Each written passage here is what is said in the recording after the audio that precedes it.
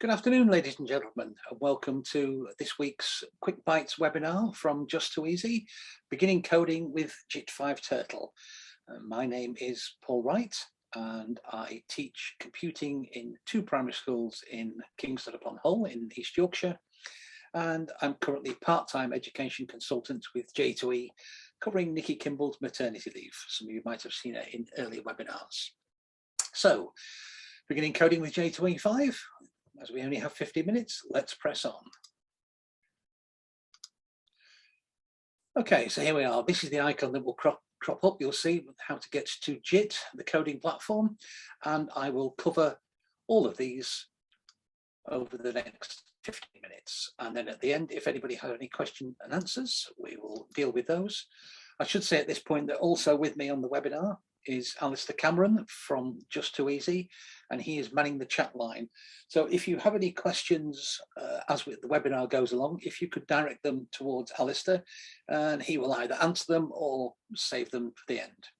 Okay, so let us press on. The first thing is, how do you find the turtle in JIT5? Well, you can find it from any one of these four places, and I'll just show you slight difference depending which way you go. These menu items at the top won't move, they are fixed. These tiles will probably not be in the same place on your launch page because I move mine around from time to time, but they will be there. So let's have a look at the menu option first. So if I come into JIT5, we can see here the default is always starts with right. So what I need to do is to click on Turtle, and you'll notice that the screen has changed color. And if you haven't seen that before, that is a very useful feature. If you're in a classroom or a computer suite, you can quickly scan the room, and if everyone's on green, you're fine. If someone's wandered off to red, then they are in the wrong place. So we can get to it that way. And you'll see here there are some examples. I'll come to those in a second with a looking at the other way of accessing it. So I'll just leave that for the time being. So one of the other options, as we saw, was to use either the j2code menu at the top or the button there. Both get you to the same place. So there we go. And you come to this splash screen, which deals with all the coding platforms that J2E has to offer. But obviously, we'll just stick with JIT at the moment. You'll notice here that there are some lesson plans to get you going if you're new. So let's have a quick look at one of those. So you can see here, it gives you an outline of what's going to be done. There is a video, but I'm dealing with that now, so we won't watch that one. There is a lesson plan, which gives you the outcomes and objectives. There we go. No need to spend much time looking at that, because I say it is on your j2code launch page. And then there is a link straight to that file. And it will bring up one of the scenes. So while we're here, let's have a look at JIT Turtle. You can see down here, there are two modes, simple and advanced. So we'll deal with simple first. And the way this works is as the pupils click on any of these small icons, then the rocket or a different sprite, depending which module you're using, and it will go through. So we can come up here and you'll see that the algorithm is being built as we click down here. So then I need to turn left. And a couple more clicks, maybe 3. And here I am at the red planet. I've got a flag, so I've claimed it. So now we can click the home button. That will bring the rocket back, and we can press the play button to see our journey. There we go. But I think it'd be quite nice to actually have a record of that if we're going to publish it or print it out for display.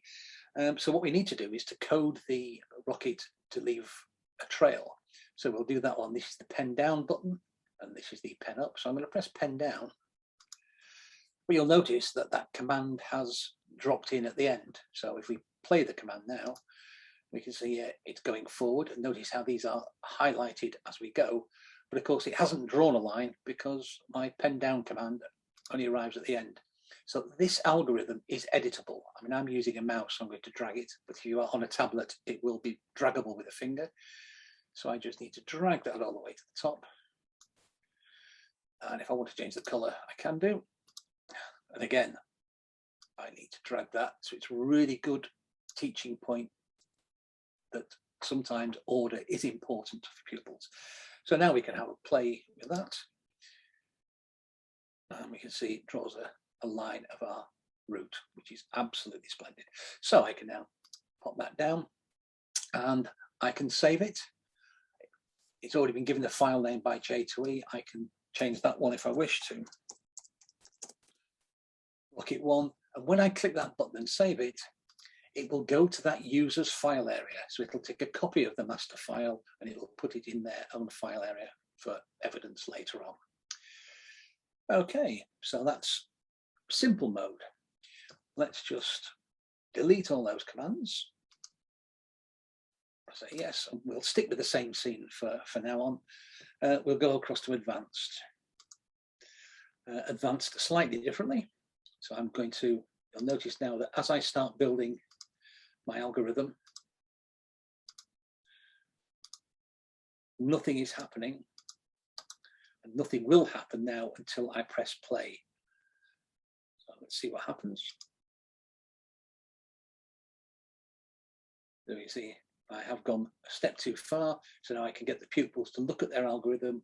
And because it's followed the highlighting, forward, forward, forward, forward, one too many, I can now delete here and come back and see if that has solved my problem. And again, just as before, I can put a pen down and draw the line. Okay, just to reinforce, these are draggable, both with a mouse or with a tablet, using your finger. So there we go. So the last thing I will show on this particular screen is I will delete those. I'm going to bring this rocket over here. And I'm going to add in a second sprite. So for greater depth, greater challenge, I can click down here. I can bring in a second rocket and put that down there. And now I can set challenges, you know, like, can you get that one to that planet and that one to that planet? And please try not to crash them in midair. So we can 1, 2, 3, turn, 1, 2, this one. And I think I'm going to get them to 2 planets, but there we go. And of course, I can extend that challenge by saying, well, now can you get them back again? But you know, that's fine. So that is advanced mode. And again, I can bring both rockets home and then save it. Okay, I would need to change the file name because I've just done rocket 1. So there I go. Okay, and those files will go into here. They will go into the pupils of files area. There is rocket 2. Okay, right, so let me just come back and start a new one. Because J2E give you these presets, we've just been using the space one, but there are others. There's cars, parking activities, desert adventures, right? So there's a range of scenes for you to choose from, but it doesn't stop there. That's okay, because what you can do is if you click on pictures, it's quite easy to import your own backgrounds. Now I've already done these when I was practicing earlier on. These buttons are consistent across the Just Too Easy toolkit, the JIT interface. This button is for any files that you have copied and pasted or uploaded to your files area. This is for files that someone may have shared with you. Clearly someone has shared some files with me. You can just scroll down, quite a lot of them. That's no use to me. This is for files that are on your laptop or your desktop. But if we click here, we can go to a Google search and it is Google, but it is filtered, it is safe and secure, and all images have been cleared for copyright. So let's just do beach overhead, because I don't want the beach looking down the beach, and see what comes up. And here we go. So I'll just choose that one, will be fine. Oh, If you get an error like that, it means that that photo is no longer on the internet. So I'll just start again. But it just goes to show that all is not lost. You're just going to search for a different picture. So click on the web and go and search. Okay. Now, I found these earlier today, so they're in my files area. So I will just go and add that in as a background. It's a big image, so it might take a second or two to come in. And then what I need to do is to go and choose a sprite. So I will get a girl there. I'll position her. And then I can save this as beach. And if I want to share that with my children, I want them to use that file, I need to just nip into J2 Launch, go back to my files, click on this icon here, and share it with a class. So I'll go and share it with 1M, oops, pardon me. And then the pupils would go to their shared files and access that file. Okay, so there we go. I can set challenges, you know, can you deliver the ice creams to here, there, and everywhere? So that is one way of getting custom backgrounds in, make it a bit more personal. So what we'll do is just have a quick look at some ones that I've created previously, just to give you a flavor and how we've tried to link them with topics. So the first one, compass points. I just went online, I did what I'd just done, searched for web, found a compass and did that one. And the challenge was to, can you code the helicopter to visit all 4 points of the compass? So there is one. This was a weather one. Again, just created, can differentiate that by visiting 1 or 2 or all 3 of those. And for some pupils, you can just say, actually, I'd like you to switch over to advanced mode and plan it before you do it.